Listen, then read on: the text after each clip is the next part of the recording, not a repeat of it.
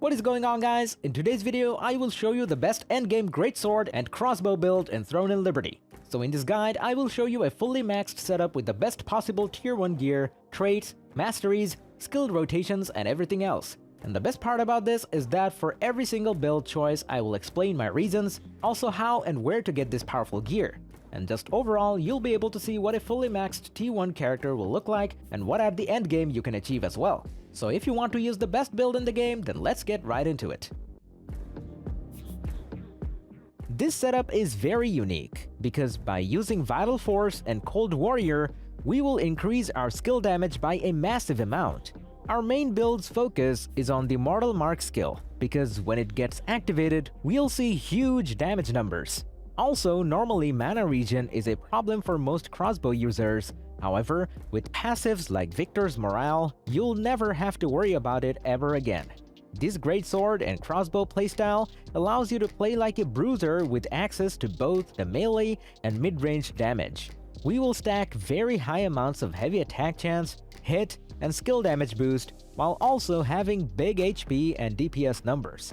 If you're looking for the best and most versatile melee bruiser build, then here it is. So let's move over to the setup. For the choice of weapons, we're going with greatsword and crossbow. And first of all, we have our skills.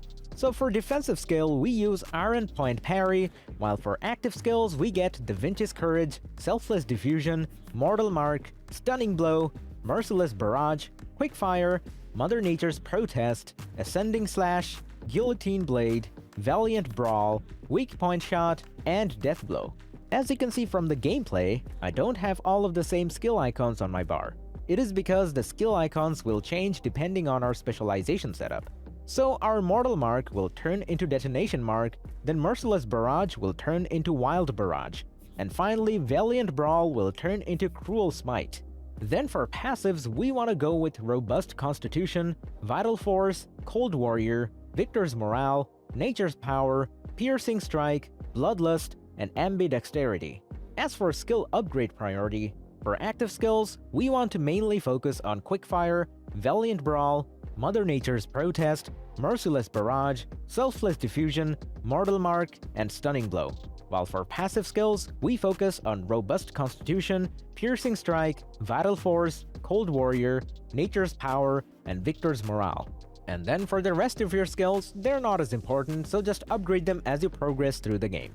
Also remember to always upgrade all of your skills to blue first, before moving on to purple. Next we have skill specialization, and for Da Vinci's Courage, don't select anything. Then for Mortal Mark, get Detonation Mark.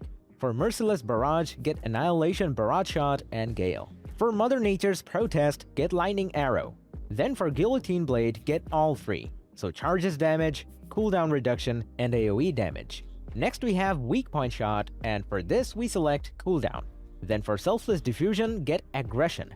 For Stunning Blow, get cooldown reduction and damage increase. For Quickfire, get minimum chain fire and cooldown. For Ascending Slash, get damage increase and cooldown reduction. Then for Valiant Brawl, get Cruel Smite and damage increase. And finally for Death Blow, get cooldown reduction.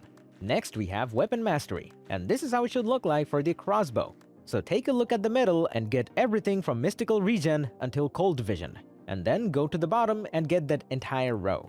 And then again, this is how it should look like for the greatsword. So pretty much the same thing. At the start, get everything in the middle starting with Skilled Vitality until Complete Stun, and then go to the bottom and get the entire row. Next, let's take a look at our gear. Now if you're looking for a full green or blue gear setup, then I recommend for you to watch my previous build videos. So first off, we're using Rex Chimera's crossbow with traits like hit chance, heavy attack chance, and critical hit chance. All gear should be at its max level, and you can get this item from Temple of Slaughter. Next we have Adenta's Gargantuan Greatsword with hit chance, critical hit chance, and heavy attack chance. You can get it by defeating Adentas. Next we have Shadow Harvester Mask with ranged evasion, magic evasion, and cooldown speed. You can get it from armor chests or by defeating Adentas.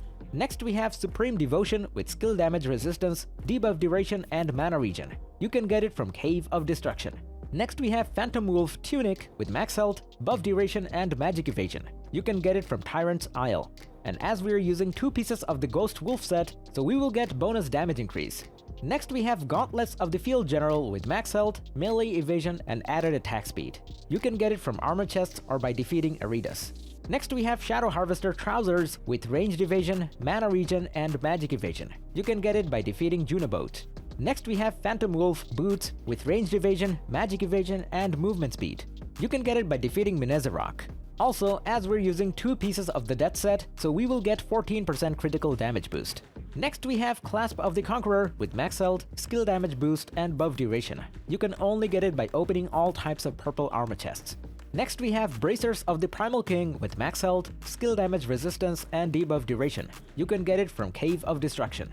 Next we have Etched Alabaster Band with max health, skill damage boost, and buff duration. You can get it from Abyss chests or by defeating Demon Hoof Tracker. Next we have Amber Dimensional Band with max health, skill damage boost, and buff duration. You can only get it from purple armor chests. And finally we have Belt of Bloodlust with max health, skill damage resistance, and debuff duration. You can get it by defeating Eritas. Last but not least, if at this current moment you only have blue gear, then don't worry because that gear doesn't really matter and you'll soon enough start changing it for the purple pieces. The setup I showed is the best current gear that anyone can farm, but no matter what gear you choose, this build will still work fine. But this setup is just an example of what the best of the best items will look like. Next up, we have the stats, and depending on your gear, you should adjust them accordingly. The goal for your endgame build is to reach 50 strength, 50 dexterity, and 40 perception. All of these milestones will give us extremely high survivability and damage. Next up, let's take a look at our gear upgrades. This game doesn't have a very typical gear progression. So by this I mean that you will have to upgrade pretty much anything you get. So we go from gray to green to blue and finally purple. No matter at which stage of progression you're watching this video, just keep upgrading your equipment to their max level. And then when you get better gear, just transfer the experience from the old one to the new one. As for my gear recommendations, when you reach level 50, just farm accessible gear by doing open world dungeons. Also, you want to extract traits from Gear for Lucent. On top of that, you'll need to turn important purple gear acquired from co-op dungeons into lithographs, and then sell them on the auction house. Last but not least, for your traits, just prioritize the ones that give you the highest damage. And don't forget that you can acquire new traits by using the Trait Unlock Stone. Next we have our Guardian choice, and this creature is a special transformation that can add offensive or defensive buffs to your characters for 30 seconds. And for our build, the best option is the Shade Revenant's Theno. This Guardian launches projectiles every second that can crit and heavy attack.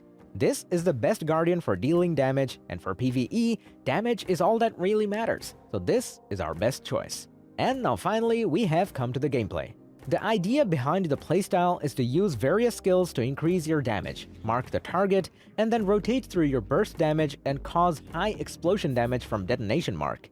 Using Selfless Diffusion before Annihilation Barrage Shot will extend the duration of detonation mark and allow it to explode for even higher damage.